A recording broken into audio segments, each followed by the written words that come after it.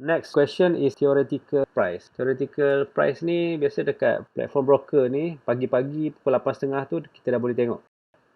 Dekat sini tak ada, dekat Internet Explorer tu boleh. More ranking. Lepas tu ada kat bawah tu theoretical most active. So klik kat situ dia akan keluar senaraikan counter-counter yang aktif dengan TO price. Ataupun kalau kita nak tahu certain counter, kita just type je. Contoh counter front KN. Okay, contoh kita type je front KN ni. Platform yang Internet Explorer tu kita boleh tengok kan dia punya handy info. Kat situ pun ada TO price dia berapa. So theoretical price is TO price. TO price ni adalah harga yang akan dibuka nanti. 8.30 tu kita dah boleh tengok sebab orang dah start queue kan. Bila orang dah start queue, dia akan berubah. Dia tak semestinya pukul 8.30 tu dia buka gap up 3 bit, pukul 9 dia akan buka harga tu. Tak, kita kena tengok closely monitor. Mungkin dekat pukul 8.50 ke 8.55 tu harga berubah lagi kan.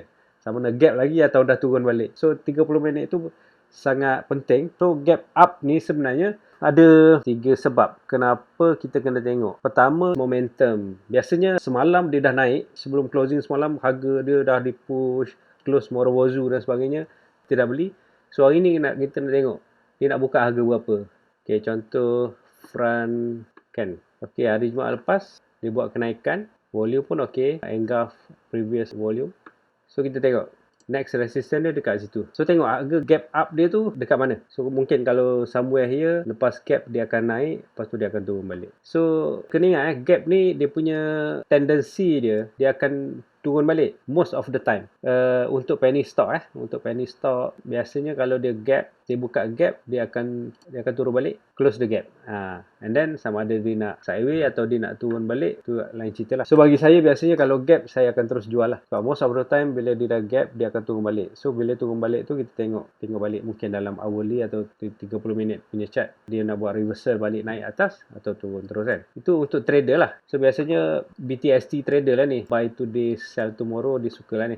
Bila dibeli semalam, esoknya gap kan, boleh Q sell lah dengan harga gap up tu. Gap ni biasanya berlaku sebab pertama tadi momentum kan. Kedua is reaction lah. Masa petang semalam tu tak ada news apa-apa. Tapi tiba-tiba malam ada news keluar. Malam orang tak boleh nak trade. So esok orang akan Q siap sebab ada news. Biasanya saya tengok kalau petang tu dia dah naik quite high. Lepas tu malam keluar news. Esok tu mungkin dia gap sikit, lepas tu dia terus turun. Orang akan terus sell. Sell on news kan. Biasa buy on rumors, sell on news. Ada juga kadang-kadang gap yang real. Gap yang real ni biasanya company yang FA dia bagus. Harga dia biasa je sideways. Tiba-tiba malam tu dia keluar news yang very powerful kan. Mungkin dia dapat project billions ke, ataupun dapat approval apa-apa yang orang yakin harga tu akan boost company punya earnings untuk next quarter beyond kita punya expectation dah. Contoh kalau company vaksin dapat kontrak, dapat approval ke ataupun join MOU ke untuk buat vaksin, company dia pun dah cantik uptrend, tiba ada news vaksin, dia boleh drive up lagi. Tapi mungkin tak gap up. Yang gap up ni biasanya surprise. Contoh Bintai hari tu kan, company dia tidur je lepas masa PKP itu, dia tidur je lepas jatuh masa crash awal-awal pandemik itu. Sebab dia tak silap dia construction sector. Tiba-tiba dia announce dia buat JV dengan company China untuk buat vaksin. So masa tu harga dia 10 sen. So bila dia buka je gap, next day gap, hari ketiga pun gap lagi. Gap ni dia naik sampai tinggi sampai atas. Lepas tu dah orang realise benda tu dah overreact kan. Dia turun balik 2 hari je rehat. Lepas tu dia sambung lagi. So gap yang macam ni kita nak. Ni gap ni kita panggil breakaway gap. Maknanya ada gap breakout dengan volume developing. Ada most highest dekat sini kan. So gang dia ni Bintai, Duo Pharma, di Pharma. Ini kena masuk dalam watchlist lah. Sebab company vaksin memang tunggu vaksin siap je, akan terbang gila-gila lah. So gap kena faham lah. Kebanyakannya is common gap. Kalau common gap ni dia buka, lepas tu dia akan turun, dia akan tutupkan gap. Tapi yang jarang-jarang sekali is breakaway gap. Tengok gap dia pagi tu, lepas tu volume masuk kan, tak, itu boleh ride. Berbalik pada setup tadi pun sama. Gap ke tak gap, kena tak match tak dengan kita punya setup kan.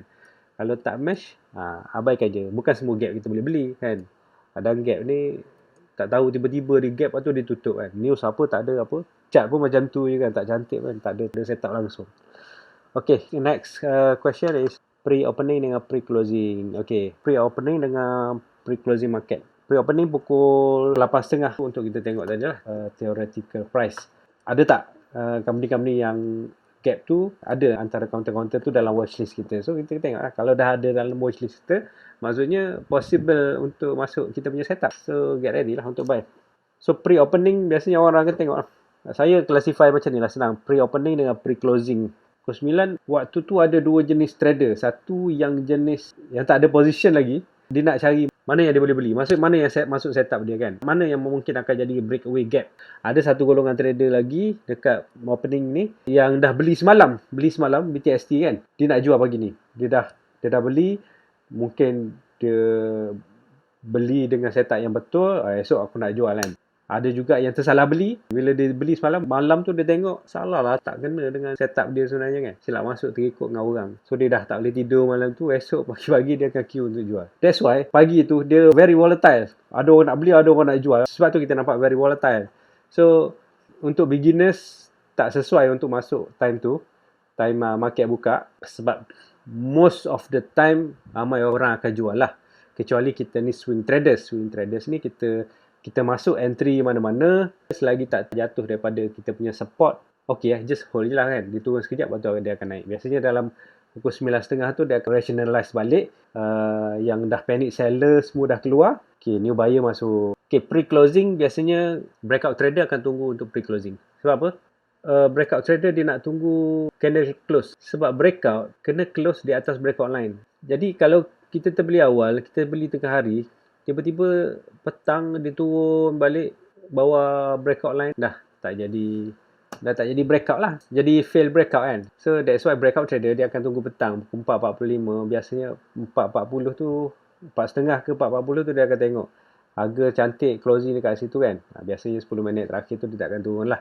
So pre-closing untuk breakout trader, pre-opening untuk deep trader. Maksudnya breakout trader dia nak tunggu closing candle pada waktu petang tu, harga close cantik, close confirm close cantik kan, full body ataupun ada sikit je shadow kat atas tu, baru dia beli. Okay, so confirm breakout. So untuk deep trader dia akan tunggu esok kan, sebab dia dah naik. Esok orang beli semalam dia akan jual. Bila jual harga turun. Bila harga turun, deep trader tu dia akan sambut dekat bawah. So VS ni, deep trader ni biasa dia akan tunggu dekat half candle lah. Okay, mungkin dekat 2.04 sen. RM2.04. Ni biasanya dekat sini lah. Dekat setengah atau 1/3 daripada candle tu. Untuk deep trader dia akan masuk dekat situ. Macam biasalah, risk reward masing-masing. Ada orang mungkin dia akan jual kat situ. Tapi kita closely monitor lah. Kalau dia boleh breakout, dia akan terbang lagi. Sebab tu pre-closing dengan pre-opening tu dia nampak macam sangat aktif kan. Sebab banyak orang akan beli dekat pre-closing, dia akan jual dekat pre-opening. Dan ada juga satu golongan lagi, dia jenis yang buy on dip dekat pre-opening. Harga market buka, harga turun, dia sauk. So dia layan mungkin sampai petang, dijual. Bursa Malaysia, kita tengok trend dia, pukul 9, 9.30 tu aktif, 9.30 ke 10.30 tu dia akan slow, pukul 11 dia akan aktif balik. Itu time market yang cantik lah. Lepas tu lepas rehat pukul 2.30 aktif sampai pukul 3.30. 3.30 sampai pukul 4 slow. Pukul 4 ke atas sampai pukul 5 tu dia akan heavy balik volume dia. Okay, saya harap itu menjawab soalan sahabat kita ni. So kalau ada apa-apa soalan lagi boleh utarakan kat dalam grup tu, nanti saya try buat video. Alright, thanks. Semoga bermanfaat. Assalamualaikum warahmatullahi taala wabarakatuh.